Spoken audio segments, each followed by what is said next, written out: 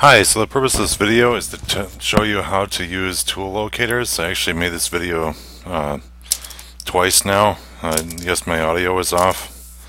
Once the program was crashing horribly, and hopefully it won't behave like that this time. So you green check your items. You can rebuild your items if you want.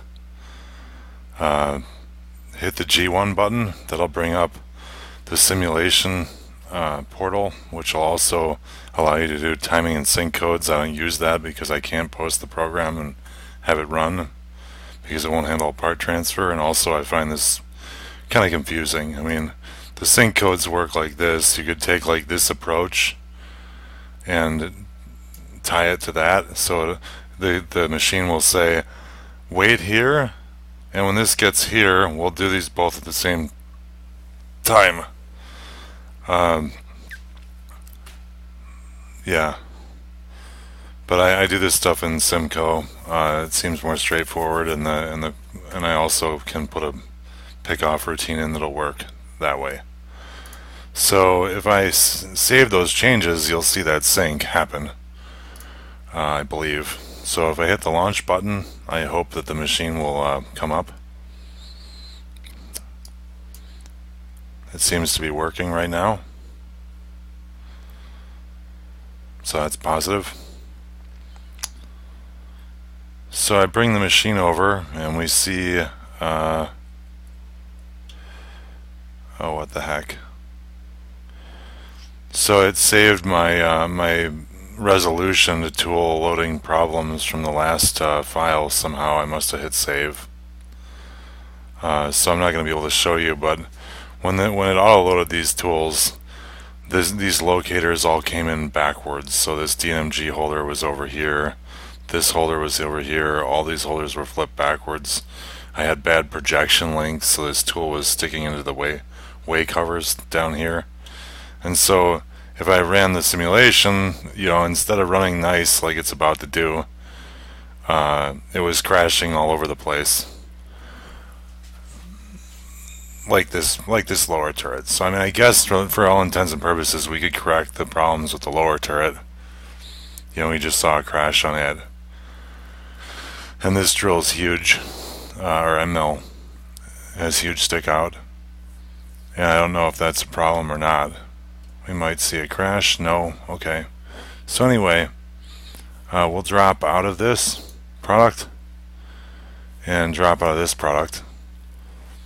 And we'll go ahead and click Setup Tools in the machine here. So I can show you the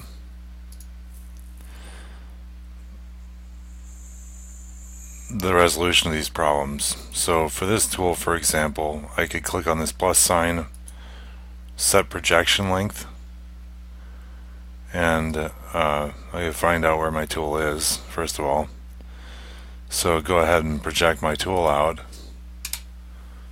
and then if I take a look at it again, view component children, I can see that it is now set up. And this is weird because this is actually this holder is actually backwards. This is the wrong holder for this side of the machine.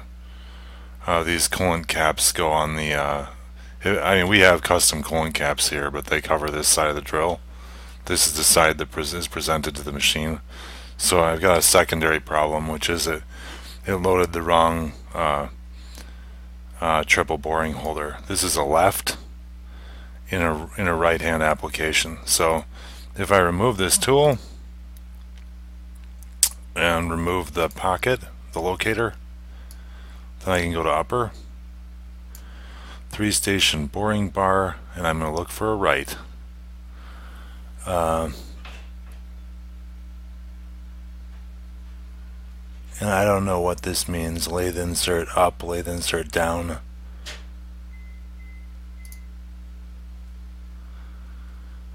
Face, lathe insert down. The station 1 primary face is right, lathe insert down, lathe insert up. I don't know, I'm just going to grab one of these tools, and I can't remember Well, I have to look over here. Where the heck is my turn tool that's now unloaded? Lower. Tool 1. So I pull this over to 1. Didn't work. Oh yeah, I need a right anyway. So we're just going to try this. It doesn't apply. So we'll try that. It doesn't apply. This. So it's not actually letting me. Oh, these are upper turret tools. So I have to find lower turret tools. So I'll grab the tool, put it in, drop the into the primary outer. I'm going to drop the it's not wanting to let me do that, so this must be the wrong tool. And what does this tool say? LPO, LPI. So I've got to grab, I grabbed a left again. So I need a right hand turret tool, and then I need to put a tool into the primary. It won't take it. So I guess process of elimination, I have to find the right tool. This is kind of, I'd say that's pretty annoying. Let's take a look at view all. Well, that was a mistake. I got the tool loaded right, but I'm going to have to set my projection length. So now I've got the tool stick out that I need, and now I can look at the component in children and see the holder proper. And then I could look at, like, for example, view component in all children for the turret, and I can see the lower turret set up to cut. This tool is on the wrong holder position though. I'm more likely to run out of travel there. So I'd like this to be in the primary position.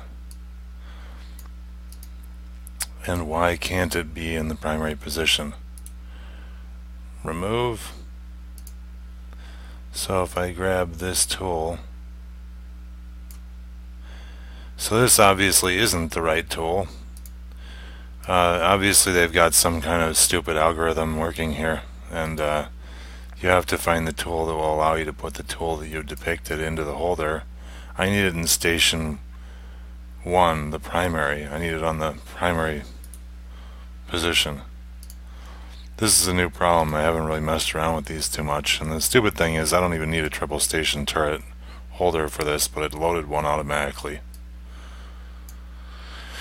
Okay, now I'm in station 1, so if I set projection length on this tool,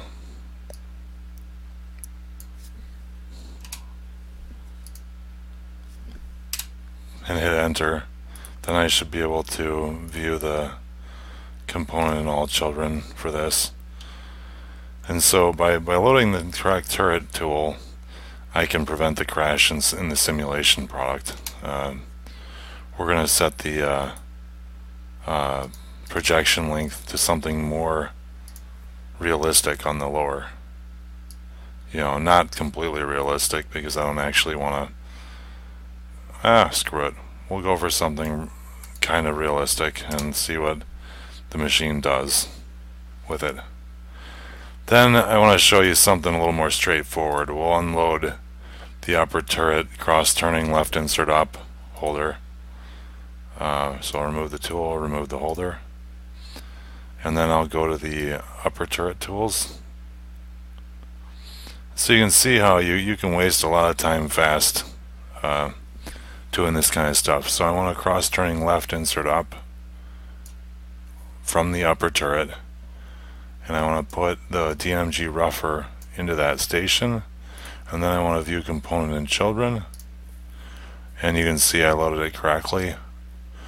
And I could change my projection length on this tool too if I wanted to, by going in here and right clicking and setting a projection length. And so I could, you know, pull this tool back, in which case I'm more likely to post a crash. So you can see, your kinematic awareness is really variable to the conditions of your setup, and that makes it kind of not the best tool for actually depicting crashes and safety of programs, but you can use it for, so I'm going to green check out of this menu. You can use it for, and I'll go ahead and hit save, taking a setup operator in and giving him a view of what maybe the part's going to be doing, so he can think about strategies on his end. So I hit the G1 button again, and that goes into the loading phase for these several components of Milturn, which is another one of the things that's a little annoying about it, is having many modules stacked on top of each other. There are some cool things Milturn does, like posting C-axis operations better and stuff like that. Really, Mastercam could probably just about combine some of the features of Milturn and Lathe together and get some of the automatic plane creation and stuff like that to happen in Lathe, and that'd be really nice. So I had a failure there to bring up the simulation product, and I'm probably not going to be able to overcome that in this video. But what we were able to do was demonstrate tool loading and how to correct tool loading errors. And so I hit the launch button, and over here it's doing stuff, and it's going to error out again probably. Looks like I'm going to be successful. So I did nothing different. I hit the button 2 different times, and there you see once it crashed and once it didn't. So interesting. But let's go ahead and run that. And we saw crashes on our subspindle side, and they're depicted in red. And we have that one timing code, so this is waiting on that operation to go to work. Here it went to work. You saw no crash there. Now it comes around with a little end mill, and maybe we will have a crash here. I don't know. Nope. So that looks like a better simulation of something that we actually want to do in the machine. So anyway, I hope that wasn't too painful for you guys, but that's the best training quality I can do as an amateur. Hope you're able to learn something.